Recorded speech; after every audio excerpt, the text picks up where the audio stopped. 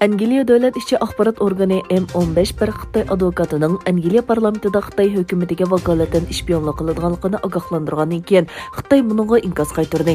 Xitoy Tashqi ishlar ministrligining bayonotida M15 ning ogohlantirishi ba'zi kishilarning shaxsiy farazlariga asosan vahima paydo qiladigan bayonlar deb tasvirlangan.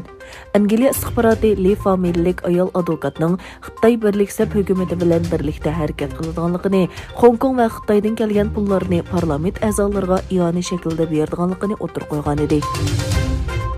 Ukraina prezidenti Zelsinki, Amerika prezidenti Joe Biden va Rossiya prezidenti Vladimir Putin bilan uch taraf shaklda ko'rishni o'tirib qo'ydi. Amerika taraf bu yig'inga ijobiy inkos qaytargan bo'lib, Rossiyaning inkosini kutmoqda ekan.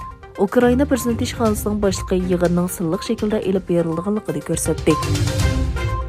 Xitoyning ig'ir kishilik huquq tafsandchiligi bo'lib Sharqiy Turkistondagi irqiy qirg'inchiligi sababidan 2022 yillik Beijing qishloq olimpik tanharkat musobaqasini diplomatik boykot qilish chaqiriqi ko'paymoqda.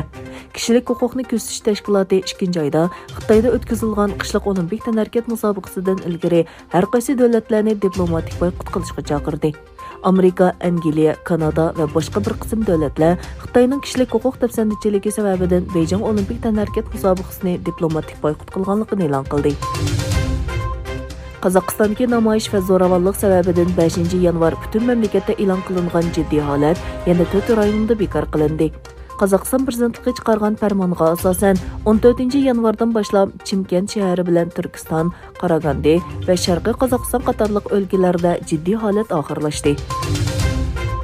Rossiya Federatsiya bexatarlik idorasi Revil deb atalgan xalqaro hakkerlar guruhining a'zolarining Amerikaning talabiga asosan qo'lga olinganligini va bu guruhning besit qilinganligini e'lon qildi.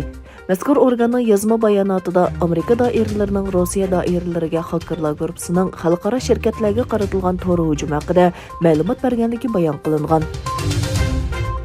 Xitoy Tashqi ishlar ministrligi bir hafta ichida 6 o'rta sharq davlati va tashkiloti bilan ko'rishdi. Mutaxassislar Xitoyning bir hafta ichida Turkiya, Saudiya Arabiston, Kuvayt, Bahrayn, Oman va dengiz qo'ltiqi hamkorlik kengashi bilan bo'lgan uchrashishini Xitoyning energiya importiga kafolatlik qilish orzusi va bir balvoq bir yo'l tashabbusini kengaytirish urinishi deb sharhladi.